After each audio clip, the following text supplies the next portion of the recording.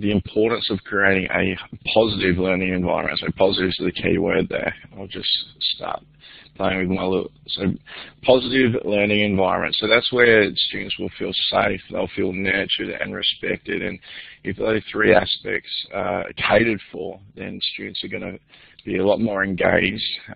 They're going to want to be more likely to learn within your classroom. And with that in mind, it will not only optimize student learning, but that can actually, if you've got the students engaged in learning, then that can reduce misbehavior within your classroom as well. So having a classroom where students feel safe, feel nurtured and respected is a vital aspect. And we'll look at ways to do that throughout this mini lecture today. What it is, if given the opportunity to become responsible for their own learning, students will be more likely to actively participate in learning. So there's our first strategy for managing the classroom, providing students with ownership. And some of the key methods to do that are getting students involved in developing rules for the classroom, and then those rules can be consistently reinforced and referred to that the students have developed those. Obviously, the teacher can check that they're appropriate and those type of things, but that also is quite a key to classroom management. Rather than teachers setting the rules and the boundaries, providing students with a bit of input is also quite a good strategy. And there has been research that has found that students are more likely to actively participate and benefit when they're more self-motivated and they're involved in the learning process themselves. So this should be quite a primary goal for teachers, as lack of motivation is often the cause of a lot of disciplinary issues. So making sure that the students are part of the learning processes. How can you involve them in the designing of activities and learning? And of course, classroom rules is a big one for that. Other strategies for creating a positive classroom environment, and once again, positive classroom environment will help minimize those disciplinary issues. Core ideals, and this is from the teacher perspective. So each teacher will have different standards and values they bring into the classroom, and these need to be consistent so that students know what to expect and what is expected of them. And consistency will be the key in a lot of disciplinary approaches. If you say one thing to one student, so you shouldn't be doing that, and then encouraging another student, then students will get mixed messages and they can act out. So another key word there, consistency, is something that needs to be constantly looked at within your teaching practice. It's also important to let your students know that their environment is inclusive, respectful, and respect is probably one of the biggest expectations that a teacher can take in the classroom. I'll get into that a little bit further along.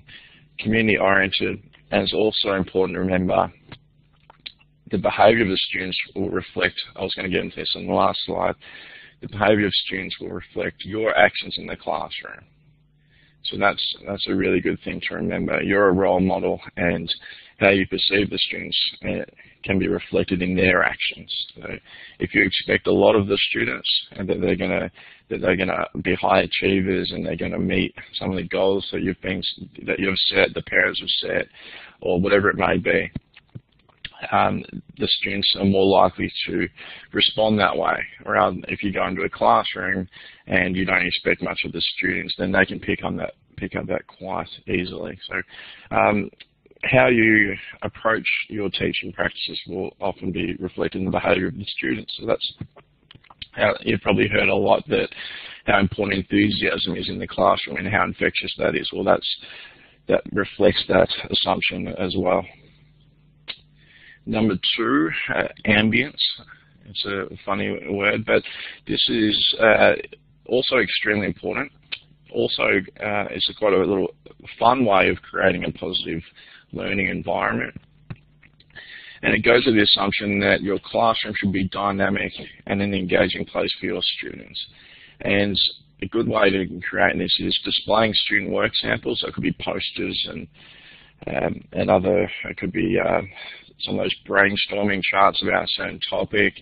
The desk arrangements could be innovative, posters, models, anything like that, and that's putting some of the great work that the students have done on display, and then it's creating an atmosphere that's based around learning and display, and students will feel that their work is being recognised and can be seen. So that's another great way, using colour and innovative arrangements within your classroom.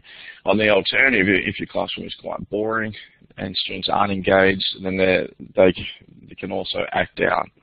And there is a lot of research at the moment. I'm actually developing an article looking at what students have perceived that if they are bored, they're more likely to act out in the schools. So that's something to consider.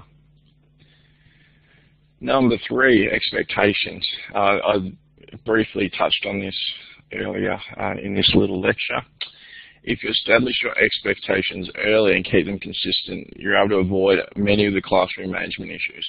So your expectations, once they're outlined, they set the boundaries for the students. By having those expectations, the students know what they're allowed to do, how much leeway they have, and then if you're consistent and follow up with those expectations and have a disciplined plan to follow up if they exceed those expectations, if they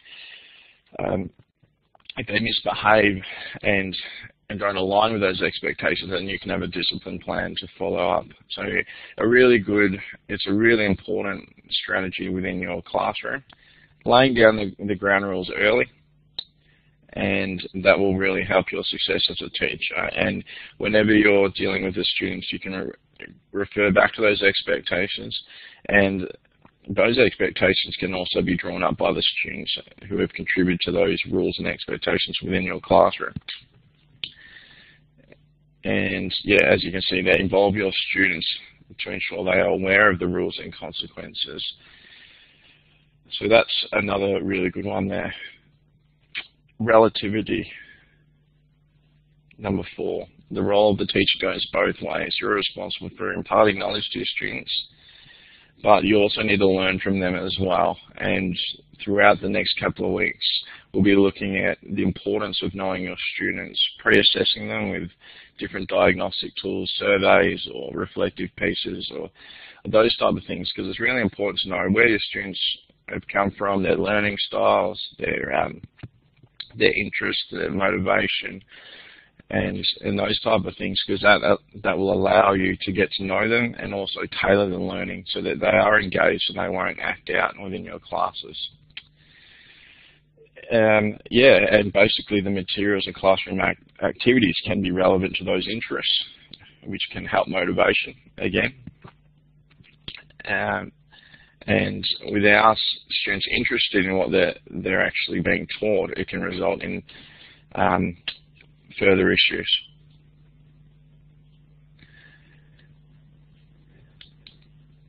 Steps to a positive classroom environment. So how to further make your classroom respected, supported, appreciated, and valued. As I said, those surveys, personal shield posters, biographies, just getting to know each students, because once you know your students, you'll have a better connection with them, and they're less likely to want to act out and misbehave if they have a connection with the teacher. So that's really important. They need to know they are important. Filling the classroom with positive messages, so the students feel that like they will achieve something great, and their work will be appreciated. Providing frequently positive messages, encouragement, because if students are doing a lot of strong work within your class and then they're not being recognised, it's powerful to reinforce some of the great work they're doing and letting them know, and that can be quite motivating for the students. Give the students outlets for expression as well, rather than having very textbooky type focus, which can occur in the odd occasion. displaying work, creating boxes for students to place questions or concerns in, and that's good to get feedback on any of the student learning process as well. Conducting class meetings, and that's not your staff meeting type things, but just could be a briefing each morning, defining any expectations or things that have been raised over the last day or so, any issues or anything to do with the learning processes, and reinforcing the class expectations. Keeping those channels of communication open and being approachable, because if there are issues within the learning process, or if there's the students are bored about a certain concept, that can allow you to understand the students further. Allowing students to be able to talk to you about anything overwhelming and those type of issues as well. So these are really creating a positive classroom environment where students will less likely want to misbehave, and making it clear that everyone in the class must conduct themselves in a respectful manner. And this is one of my favourites. When you are teaching it, it's really good to use that respect word. And by having that, you could even be on the board, and you can refer to this in terms of that could be your expectations for the class, or you could create student expectations based around respect. Could be for themselves, the teacher, which is the obvious one, which the students come up with. But there's also respect towards other class members, especially if doing group activities and with the tight room constraints within classrooms. The environment as well, and that could be being respectful to the equipment being used in the PE class. It could be respectful to other students' workbooks or pencil cases or anything like that. Making discipline about accountability and growth instead of punishment, and being accountable to the expectations that have been developed. And that's rather than being punished. It's really just being accountable for what's been developed within that classroom setting, what the goals of that positive classroom atmosphere. You can also provide spaces for students to cool down if they do lose their cool about something, and it's impossible to manage human emotions and moods all the time. So that's a really good aspect to have there. Reflect inappropriate behaviour. Reflect on rather than inappropriate behaviour. Discuss other ways the students could have reacted, and that you can use that as a teaching moment as well. And reiterating all of those aspects and making the physical environment positive.